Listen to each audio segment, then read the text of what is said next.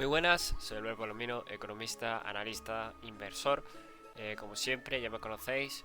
Y bueno, una vez más vamos a repasar qué ha estado pasando, ¿no? Este vídeo va a ser un poco más indicatorio de lo que creo que va a pasar o hasta dónde creo que vamos a llegar, como pone en el título.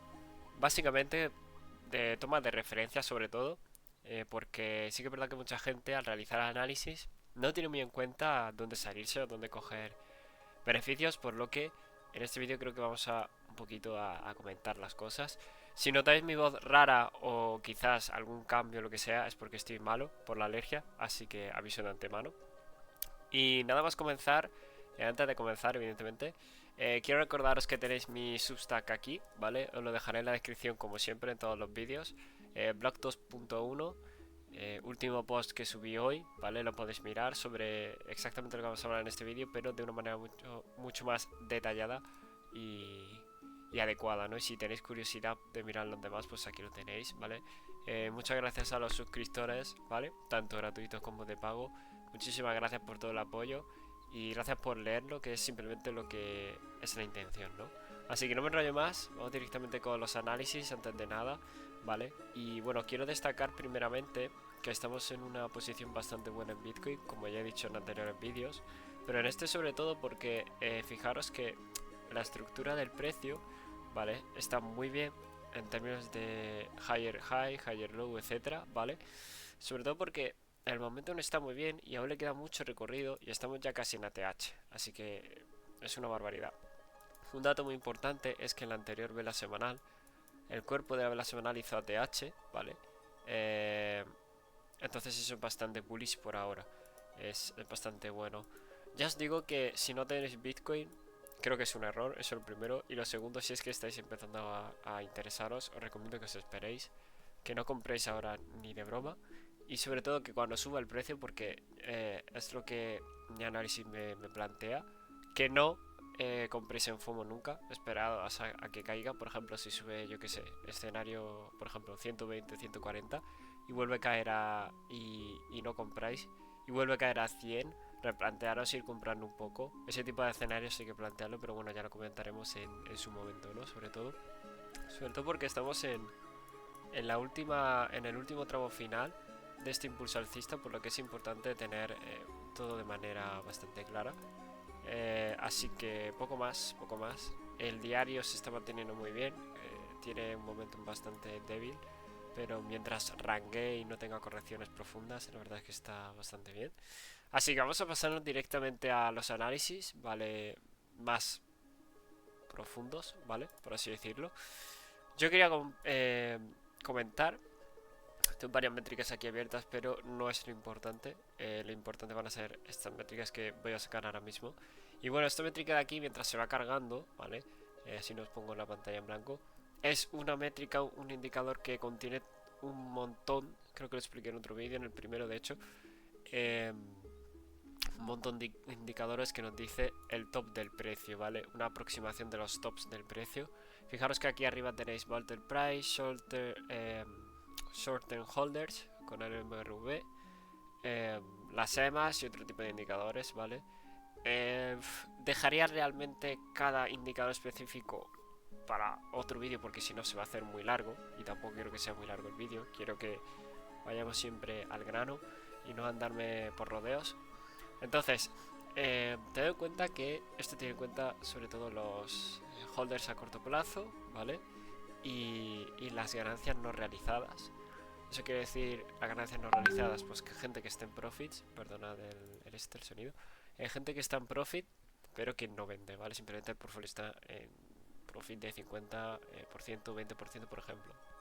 Vale, ¿qué tenemos aquí?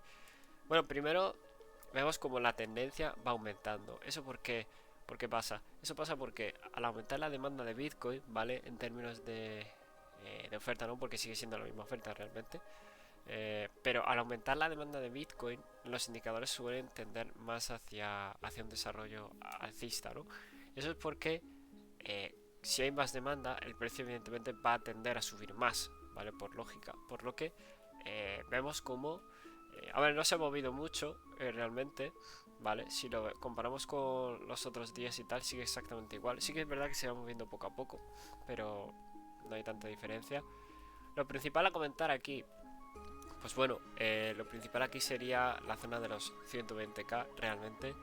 Personalmente, yo creo que la primera zona sería romperlo en la anterior ATH de los 110k para mí, pero una vez que rompamos ese ATH, porque se da por sabido, por así decirlo, la siguiente zona a comentar sería los 120 según el modelo, ¿vale?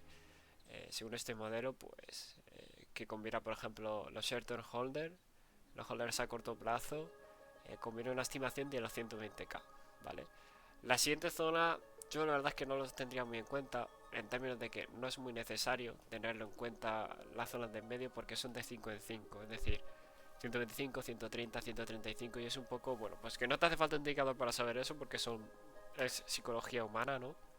Evidentemente vamos a ir de 5 en 5, 125k, números impares, 130k, número exacto par, pues evidentemente el precio va a tener un resentimiento ahí, ¿no? Por así decirlo.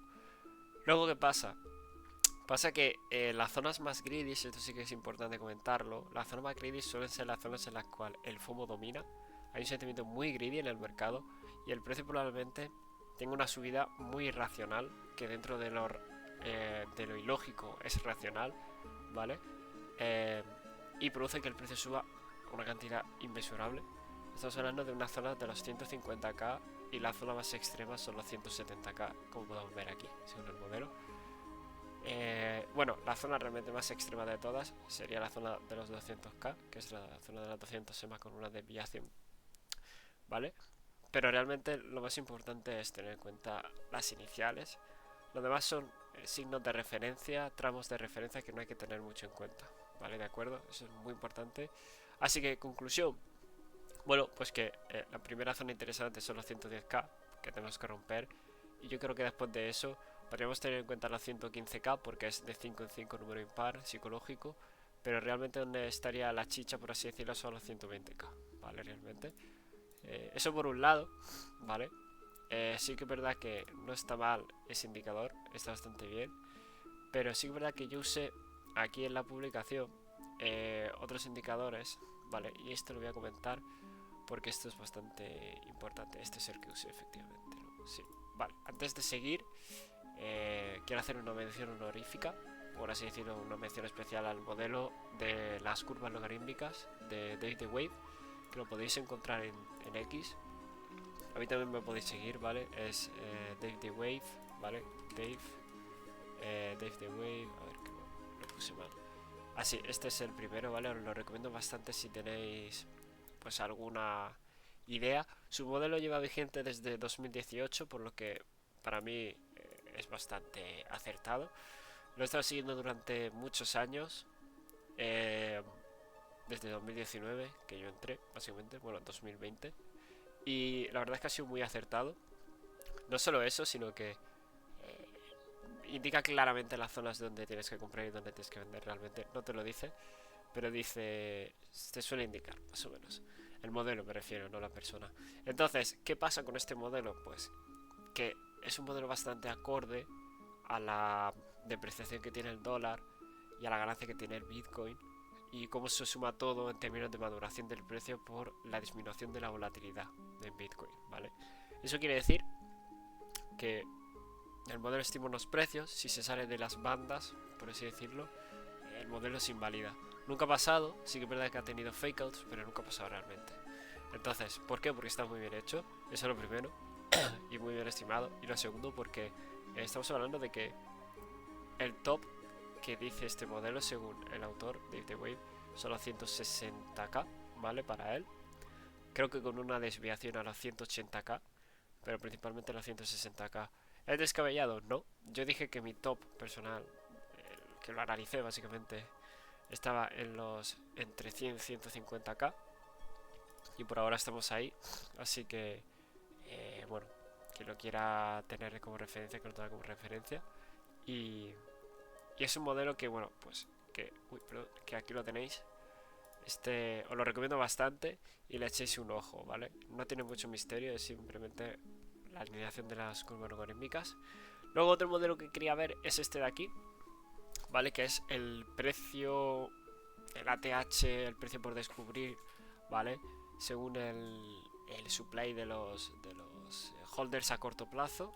Esto quiere decir las desviaciones del precio real, ¿vale? De lo que tienen comprado los holders a corto plazo en media, ¿vale? Entonces, ¿qué pasa? Perdonad, ¿eh? ¿Qué pasa? Pues que la media está pues en 94k. Ahora mismo hay mucha gente en profits. Vale, estamos hablando de que ya estamos en una desviación del 0,5. Que son los 103, que es lo correcto ahora mismo. Vale, si no recuerdo mal, ahora mismo estamos justamente ahí. La siguiente zona, que sería los 110k, lo que hemos dicho, 111k, es la zona de referencia de prácticamente casi el anterior ATH. El anterior ATH fue de 108k, así que más o menos esa zona de ahí. Y luego ya tendríamos pues otras zonas distintas. Esto de aquí es un Fibonacci, evidentemente. Y tenemos otras zonas distintas como la zona de las 120k. Es que todas coinciden en el mismo lugar, para que os quede claro. Y la zona de los 126, 130k por redondear, etcétera. Muy interesante este indicador, pero para que tengáis más o menos de referencia hacia dónde nos vamos, ¿vale? Realmente no tengo mucho más que comentar. Entonces, bueno, vamos a ver cómo evoluciona el precio y cómo termina todo.